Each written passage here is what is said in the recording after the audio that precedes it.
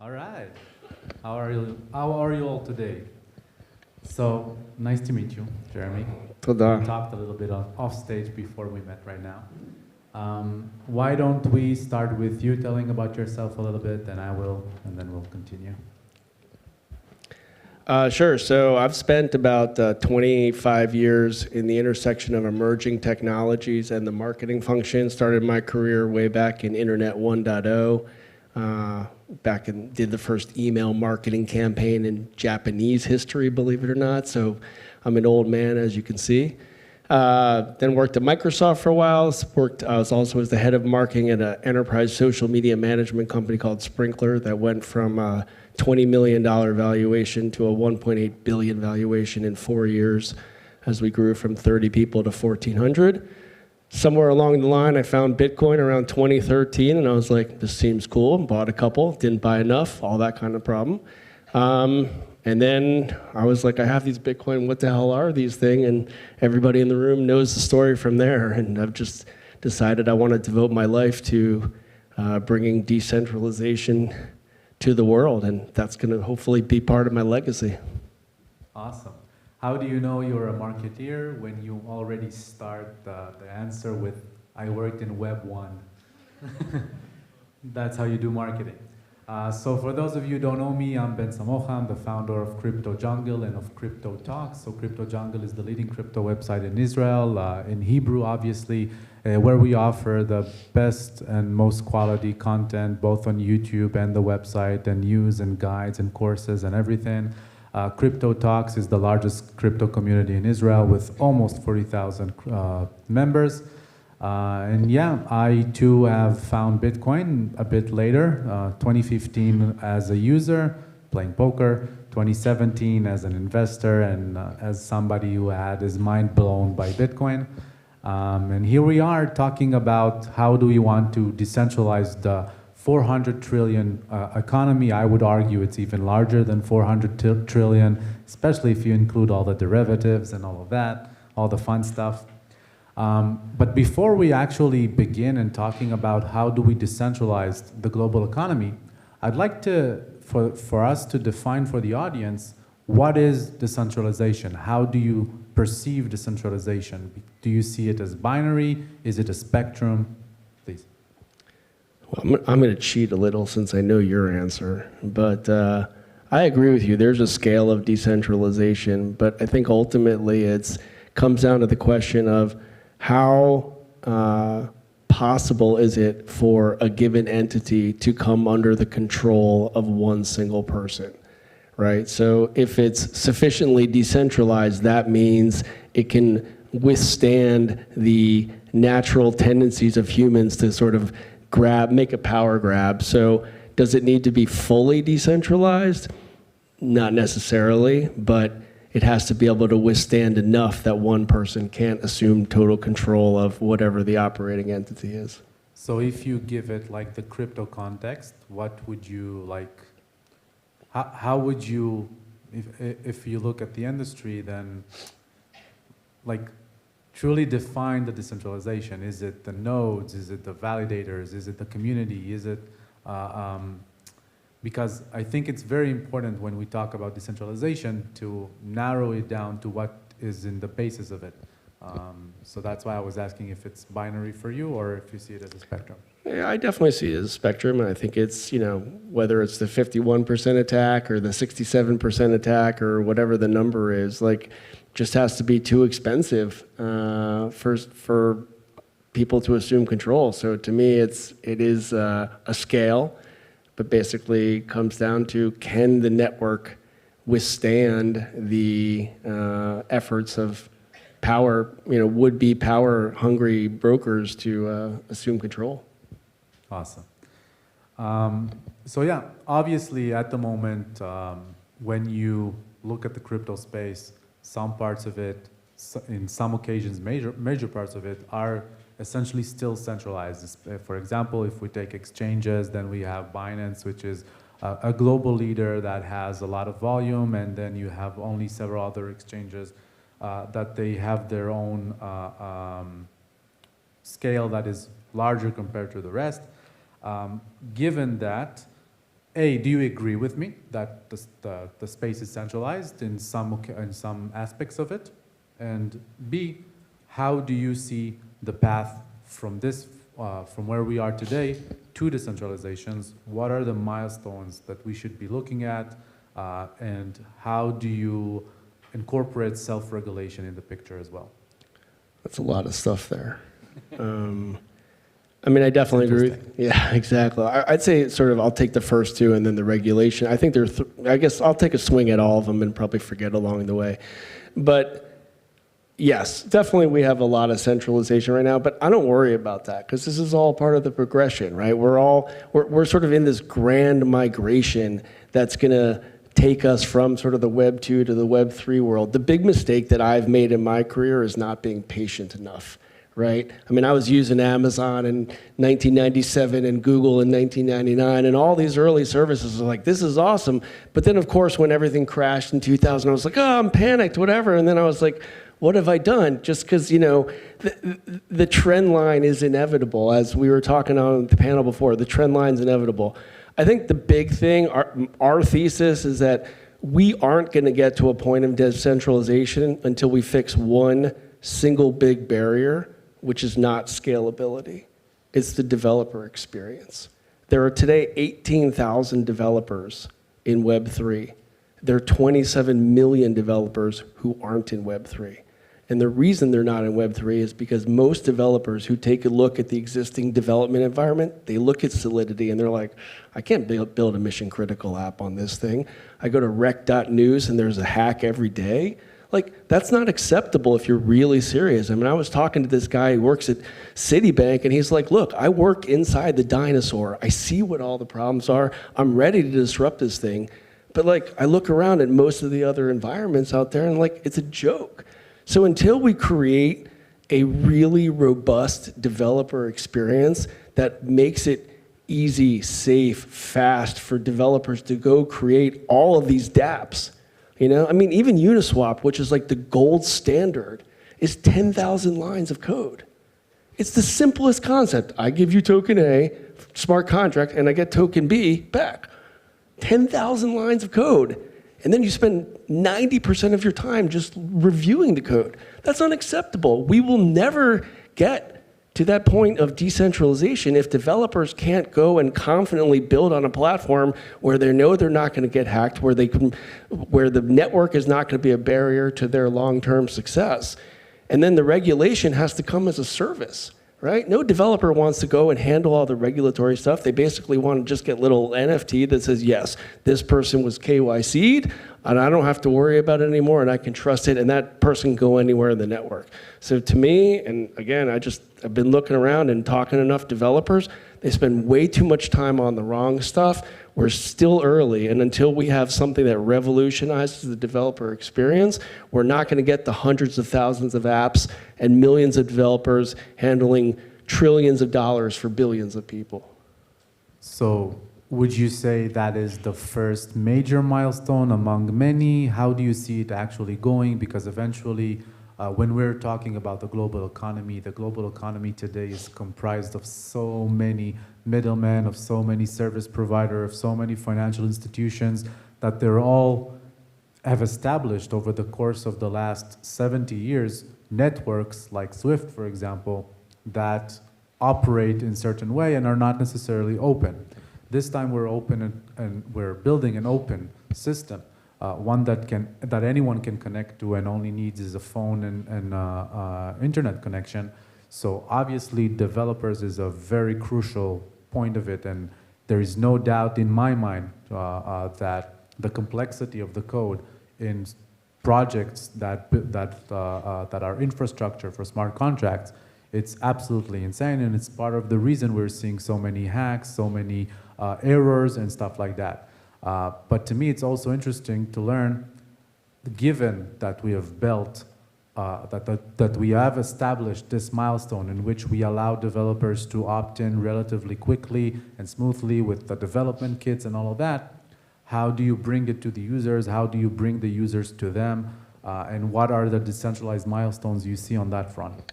Yeah, I guess maybe I look at things a little too simply. Like, that is the milestone. Until developers really get to a place where they say, I can actually build anything I can imagine here, then it's not going to matter. But once developers really feel like, you know, back, I don't know how many people here remember the early days of the video game industry, like Pong and like the Atari. Anyone old enough to remember all that kind of stuff? Yeah, right. There's some old people in the crowd. Shout out to you guys. But, you know, like those were basics. And developers had to go each time and recode things like gravity.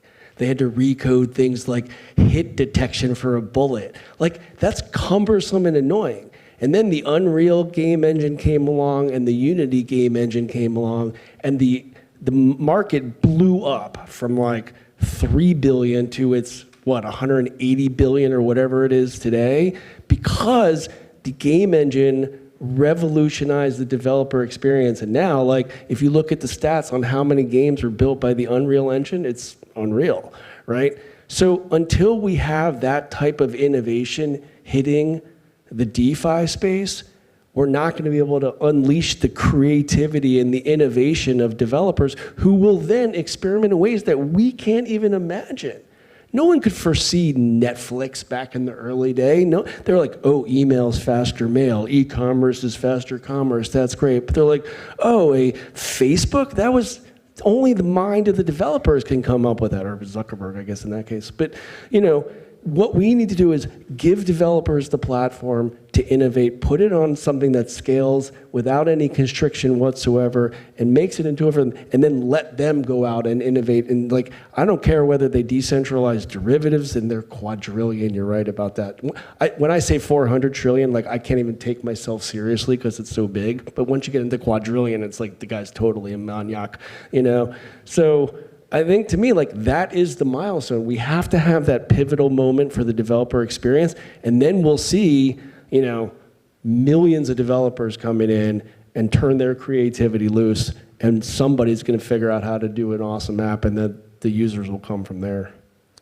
Yeah, I totally agree that it's crucial, and obviously everything that you say is correct, but in terms of the Facebooks of the world and the gaming giants and so forth, they've built a centralized network. And this time we're trying to focus on this decentralization. And recently, maybe a week ago, Vitalik Buterin, the founder of Ethereum, shared in a tweet storm over Twitter some thoughts that he had about contradictions that he's having with himself about this space and about the work he's been doing with Ethereum. And obviously, in every space, you have the founders who are sort of leaders, and they are always looked up to. So when a guy like Vitalik Buterin, where I think we can all agree in the room that we know he's doing what he's doing because he wants to decentralize and empower the people, decentralize the world and empower the people. So here's some thoughts that he shared, and I wanted to get your take on them. So he wrote about his contradictions. That he has both in his thoughts and his values. Among them, he mentioned the need and desire to reduce reliance on specific individuals like Vitalik Buterin, which is a leader of Ethereum today, to emphasize long-term stability like Bitcoins when building a system, and even, quote, despite my love for decentralization and democracy, in practice, I agree with intellectual elites more than the people on many policy issues. So Vitalik is basically saying that despite having this goal of making our way towards decentralization, we still have to focus with short-term decisions that might sacrifice the decentralization over the long term. And if we don't deal with those contradictions right now, we might lose everything that we built off and then stay with the marketing aspect of decentralized and not the truly empowering factor that decentralization brings with it. So A, do you agree with Vitalik, and are you having similar contradictions about the path to decentralization and the trade-offs that must be made? For example, I personally don't see the scalability problem as solved yet. So in order to scale, you still have to fix the blockchain trilemma. I personally do that. And B, given your experience in your industry, that you've worked with so many startups and you have really a lot of takes that you can give us, how far are we heading towards this decentralization milestone. Are we close from your perception? Do you deal with it as one at a time? So forth. Remind me never to be on an interview with you again, man. It's just like, it's like, this is why he's the biggest name in crypto in Israel. That's why, man. He's the real deal. My contradiction right now is I can't even remember all the stuff you just asked me, but no, I mean, look, I think we all struggle with this. Like, I have 3 kids, right? And my contradiction is I want all my kids to be independent adults and not live at home. You know, I don't want them living in my basement when they're 25 years old, right? But at the same time, I have to do things today to make sure that, like, I take care of them and they don't do really fucking stupid stuff, right? So, like, that's the inherent contradiction. And I mean, you go back to, like, F. Scott Fitzgerald saying, like, the sign of a truly first-rate intelligent is the person who can hold 2 opposing thoughts in their mind at the same time. I mean, Vitalik is as first-rate intelligence as you get. You know, when I look back, you know, I'm, like, eternally grateful, like, really deep grateful to Satoshi and to Vitalik for the contributions they've made to society. Like, I put them up there with, like, Edison and Gutenberg and, like, the all-time great innovators. But with all due respect, and this might get me into trouble, I was a student of history. I look at Ethereum, and to me, it's like the Wright brothers plane. Like, they cracked the code on flight, and that's a big freaking deal. But they didn't solve the question of how to get 300 people from New York to Tel Aviv, right? Somebody else is going to figure that part out. So we're like, where are we in this process? It's like, you know, internet in 1996. I mean, whatever. You know, it's so early, and again, it just comes patience. Like, I tell my kids, I'm like, any Bitcoin that we have, you know, the first rule of Bitcoin is always talk about Bitcoin. The second rule is never talk about your Bitcoin, right? So in theory, if we had any Bitcoin, I say to my kids, the Bitcoin is for your kids.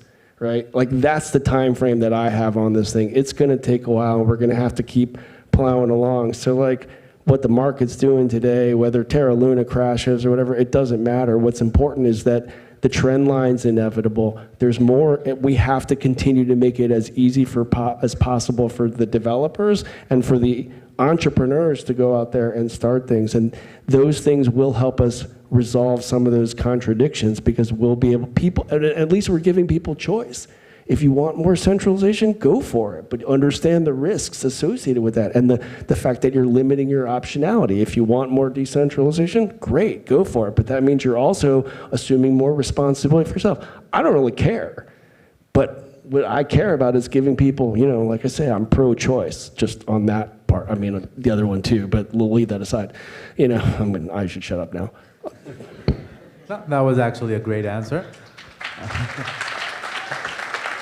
So before we finish off, why don't you give us some lines about Radix and what you do and where they can find more information about you, given your focus on developers and on empowering the development community so that we'll make it from 18,000 developers to 18 million developers.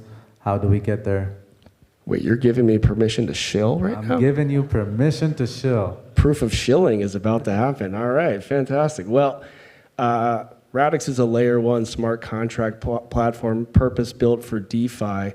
Unlike every other smart contract platform, Radix is the only one that started with the fundamental question of how do you decentralize a $400 trillion, possibly more, global economy, and worked backwards from that. And what that has resulted in is an entirely new consensus algorithm that enables massive parallelization on a single shard that's not a blockchain. So number 1, distributed ledger, not a blockchain. Number 2 is we have invented the world's first DeFi engine. So yes, that's why I was talking about the Unity game engine, because basically we've created the Unity game engine for DeFi. So now we've reduced the amount of complexity it takes to create a token, say in, you know, Ethereum, from a couple hundred lines of code down to like 1 line of code, right? And we've created the first asset-oriented programming environment called Scripto. The combination of those 3 is the only purpose-built full stack for decentralized finance